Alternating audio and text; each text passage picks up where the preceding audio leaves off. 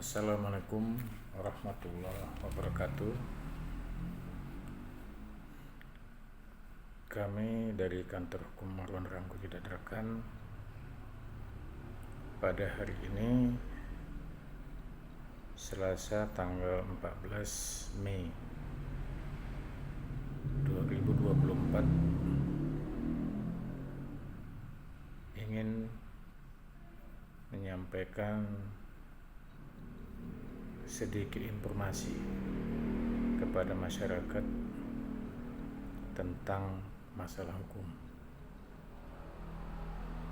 Dan pada hari ini yang kami akan coba angkat adalah menyangkut dengan saksi. Kenapa saksi ini yang kami angkat untuk kami sampaikan kepada masyarakat? Ini sehubungan dengan adanya masyarakat yang bertanya kepada kami, di mana masyarakat tersebut menyampaikan keluhan saat ianya melaporkan suatu tindak pidana penganiayaan yang dialami oleh dirinya, dan perkara tersebut saat ini terkendala akibat kekurangannya informasi dari penyidik tentang masalah hukum, di mana posisi kasusnya seseorang yang saya sebut berinisial A ini telah melaporkan saudara kandungnya yang telah dianiaya oleh tetangga. Kemudian pada saat kejadian tersebut, saksi yang ada adalah hanya keluarga, karena kebetulan peristiwa itu terjadi di halaman rumah si korban, di mana pada saat itu yang melihat lebih memang dari 3 orang, tapi seluruhnya adalah keluarga kandung atau saudara.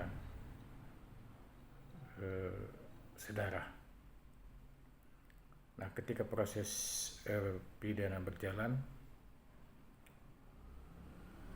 penyidik ataupun oknum penyidik tersebut menyatakan agar si korban ini untuk menghadirkan saksi di luar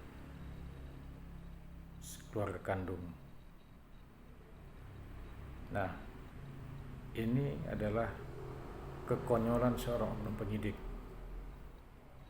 Mengapa saya bilang konyol? Karena kalau dia meminta seorang saksi, padahal saksi yang ada pada saat peristiwa itu adalah kebetulan memang adalah saudara kandung, dan dia meminta untuk menghadirkan saksi lain, bukankah itu artinya si oknum penyidik ini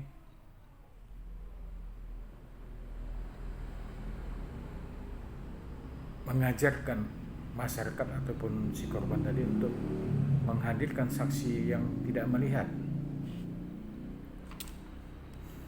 atau dengan bisa dikatakan saksi palsu?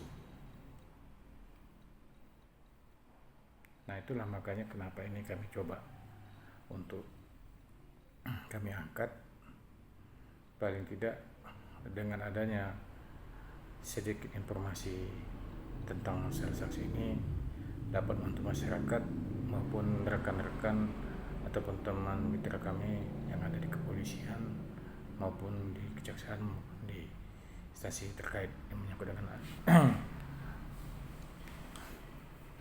hukum.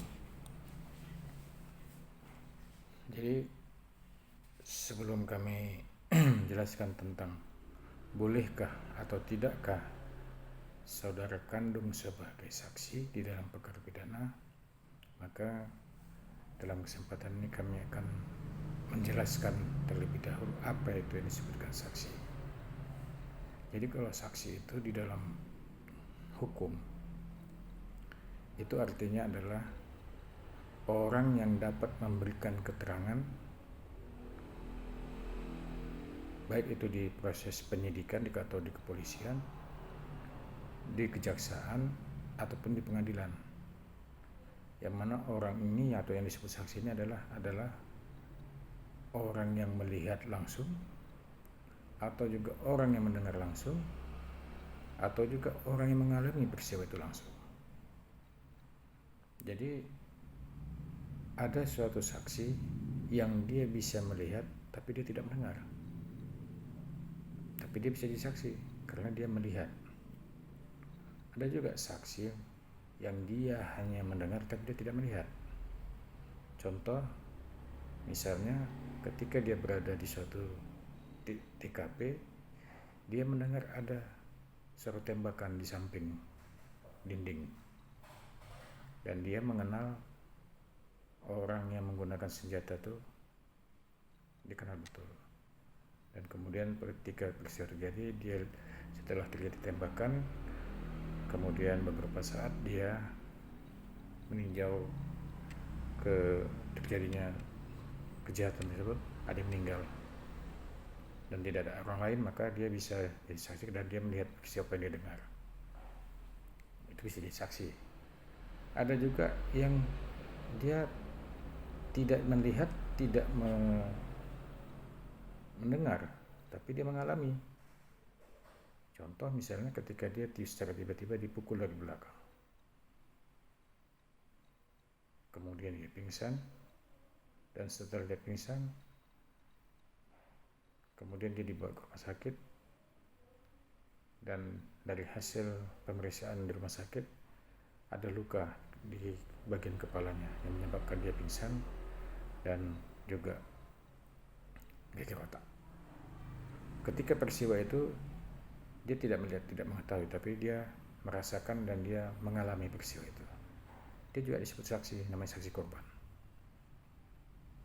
Nah, peristiwa itu dapat dibuktikan bila mana ada saksi lain yang melihat siapa pelakunya. Jadi dibutuhkan saksi lain seperti yang melihat atau yang mendengar. Nah, itulah kalau berdasarkan. Nah, itu diatur di dalam pasal 1 angka 26 Kitab Undang-Undang Hukum Acara Pidana. Jadi biasa disebut dengan KUHP. Jadi itulah yang disebut dengan saksi. Orang yang melihat langsung, ataupun orang yang mendengar langsung, ataupun orang yang mengalami suatu peristiwa pidana, maka dia bisa, itulah yang dikatakan saksi. Nah, jadi kembali kepada topik kita terkait dengan apa yang ditanyakan, menyangkut dengan apakah saksi keluarga kandung boleh diperiksa sebagai saksi dalam peristiwa pidana dan itu merupakan sebagai alat bukti, maka secara hukum bisa adalah bahwa saksi tersebut boleh diperiksa sebagai saksi saudara kandung dalam perkara pidana yang bila mana dia bukan dari pihak terdakwa atau tersangka. Jadi yang dilarang sebenarnya adalah saksi dari keluarga terdakwa atau saksi dari tersangka.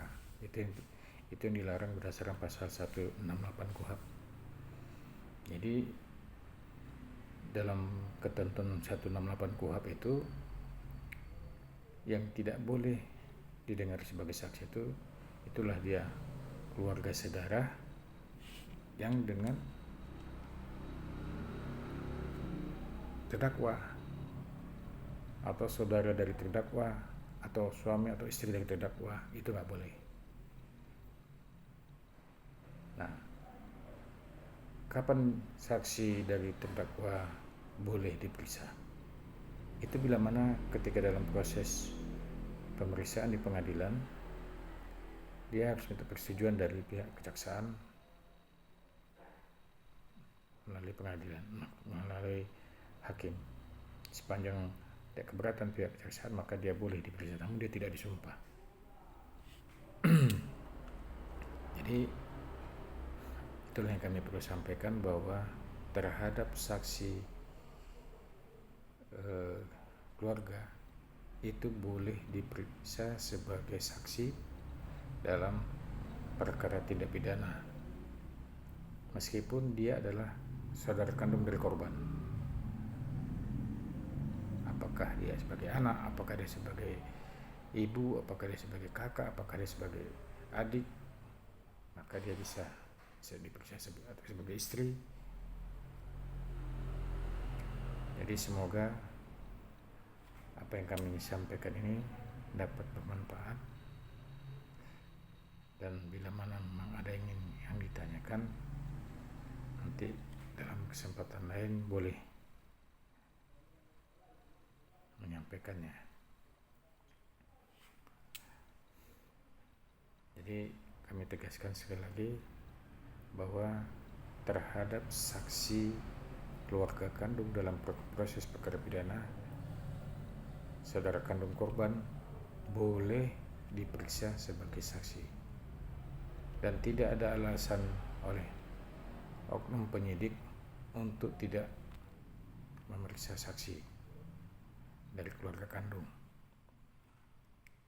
Jadi di dalam pasal 168 itu, di dalam KUHP dijelaskan secara tegas, yang tidak dapat diperiksa sebagai saksi itu adalah saksi dari keluarga terdakwa. Jadi kalau dari korban dibolehkan secara hukum. Demikian, semoga bermanfaat. Assalamualaikum warahmatullahi wabarakatuh.